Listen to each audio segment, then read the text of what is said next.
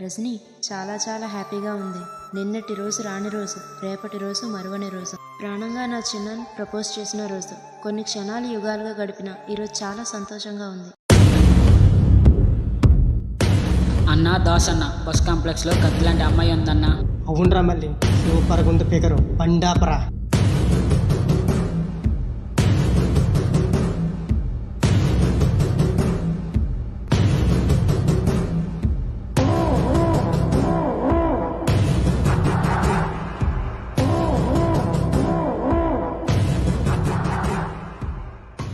ఏమున్నావే, వేసవి మామిడి పండు నికలాడుతుంది. చీర కడితే సిరిపోతే నడుముకున్న మమ్మ మడతలు కవర్ చేయాలి.